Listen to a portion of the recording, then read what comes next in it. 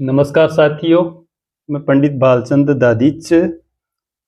जन्म कुंडली देखना सीखने के क्रम में आज हम बात करेंगे प्रथम भाव में बैठे हुए सूर्य यानी लग्न में बैठे हुए सूर्य अलग अलग लग्नों में अपना क्या प्रभाव देते हैं। शुभ और अशुभ दोनों प्रभावों के बारे में हम आज चर्चा करेंगे, क्योंकि प्रथम भाव में बैठ के सूर्य अलग अलग लग्नों में अलग अलग फल प्रदान करने वाले होते हैं। चलिए आज हम सूर्य के बारे में समझते हैं। प्रथम भाव में यदि सूर्य बैठते हैं तो सबसे पहले तो हम ये समझ लेते हैं कि अच्छा फल कौन कौन से लग्नों में देते हैं। शुभ फल कौन कौन से लग्नों में सूर्य देते हैं। यदि मेष लग्न की कुंडली हो और लग्न में सूर्य बैठा हुआ हो तो वो उच्च का सूर्य होता है, क्योंकि मेष राशि सूर्य की उच्च राशि हो गई। अतः इसमें बैठे हुए जो सूर्य होते हैं वो शुभ फलों को देने वाले होते हैं। अतः एक तो मेष लग्न में बैठ करके सूर्य बहुत अच्छा फल देते हैं। ये क्या फल देते हैं वो मैं आगे बताऊंगा आपको। सबसे पहले यही देख लेते हैं कि कौन कौन से लग्नों में सूर्य अच्छा फल देते हैं। एक तो मेष लग्न में बैठ करके सूर्य बहुत ही अच्छा फल देते हैं। दूसरा, यदि यहाँ 3 की संख्या लिखी हुई हो यानी मिथुन लग्न हो तो मिथुन लग्न में भी सूर्य बैठ करके अच्छा फल देते हैं, क्योंकि मिथुन राशि जो होती है बुध की राशि है और अपनी मित्र क्षेत्र में बैठ करके सूर्य जो होता है वो शुभ फल देने वाला होता है। तो मिथुन लग्न में बैठ करके भी सूर्य अच्छा फल देंगे। तीसरा, यदि यहाँ पर सिंह राशि हो यानी सिंह लग्न में बैठ करके सूर्य भी अच्छा फल देते हैं, क्योंकि सिंह राशि में बैठे हुए सूर्य स्वीग्रही हो गए, तो स्वीग्रही सूर्य अच्छा फल देने वाले होते हैं। यदि यहाँ पर वृश्चिक राशि हो, वृश्चिक राशि में या वृश्चिक लग्न में बैठ करके सूर्य अच्छा फल देते हैं, क्योंकि वृश्चिक राशि जो होती है वो मंगल की राशि होती है और मंगल सूर्य का मित्र है। अतः मित्र राशि में बैठकर सूर्य शुभ फलों को देने वाले होते हैं। और यदि यहाँ पर 9 की संख्या लिखी हुई हो यानी धनु लग्न हो, धनु लग्न में भी सूर्य बैठ करके अच्छा फल देने वाले होते हैं, क्योंकि धनु लग्न बृहस्पति की राशि होगी, धनराशि, और मित्र क्षेत्री जो सूर्य होता है वो अच्छा फल देने वाला होता है। अतः जिस व्यक्ति के कुंडली में मेष लग्न, मिथुन लग्न, सिंह लग्न, वृश्चिक और धन लग्न में यदि सूर्य बैठते हैं तो ऐसा व्यक्ति जो होता है बहुत ही पराक्रमी होता है, अच्छे शरीर वाला होता है, उसका व्यक्तित्व भी बहुत अच्छा होता है, वह स्वतंत्र प्रकृति वाला होता है, बहुत ही तेज बुद्धि वाला भी ऐसा व्यक्ति होता है।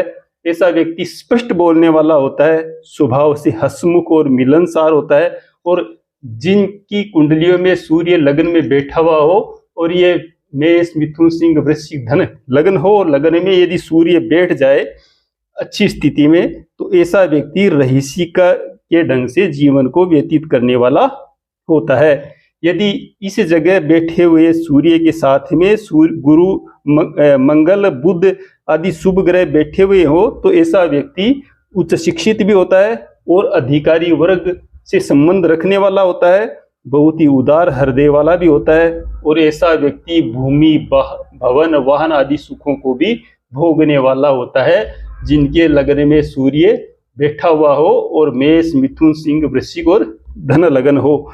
तो ऐसा जो स्थिति होती है बहुत ही अच्छी स्थिति होती है। ऐसे व्यक्ति उच्च पद को भी प्राप्त करते हैं जिनके इन लग्नों में सूर्य बैठा हुआ होता है।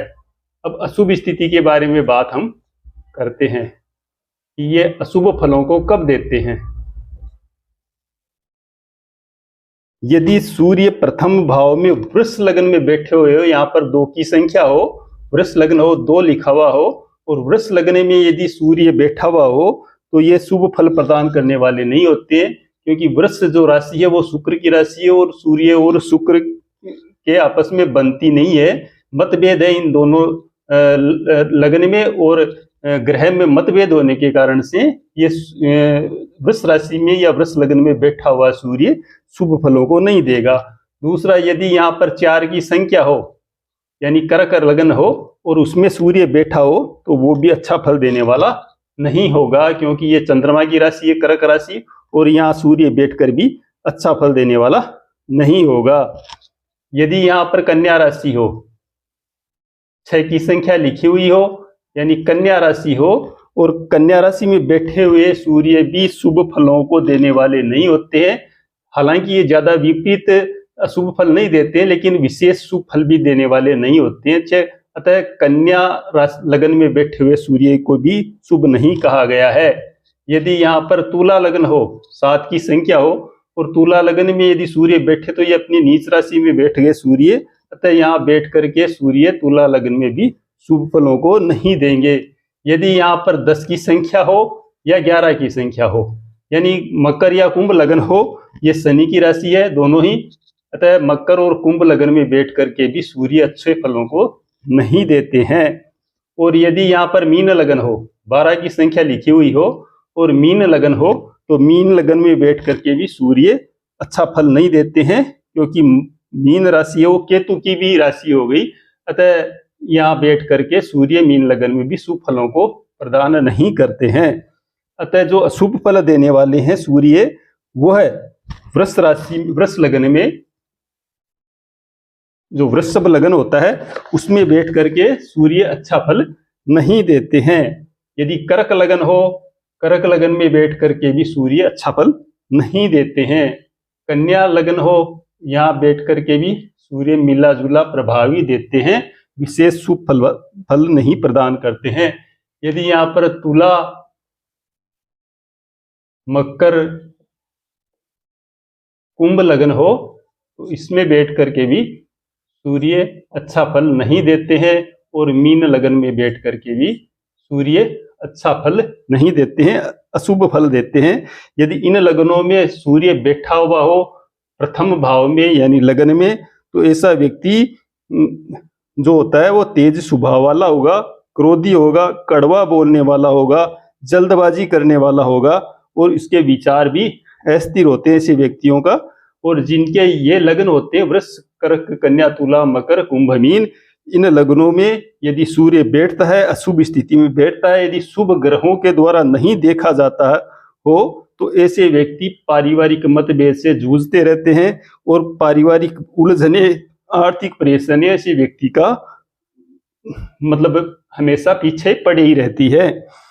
ऐसे जातक जो होते हैं वो रक्तचाप की बीमारी से पीड़ित रहते हैं, उनकी हाई ब्लड प्रेशर नाम की बीमारी होती है, आंखों से संबंधित परेशानी भी हो सकती है, बार बार उनको हानि का सामना करना पड़ता है, दुर्घटना का भय भी ऐसे व्यक्तियों पे बना रहता है। अतः ये जो होते हैं शुभ फल देने वाले, वो मेष, मिथुन, सिंह, वृश्चिक और धनु लगन में होते हैं, और अशुभ फलों को देने वाले वृष, कर्क, कन्या, तुला, मकर, कुंभ और मीन लगन में होते हैं।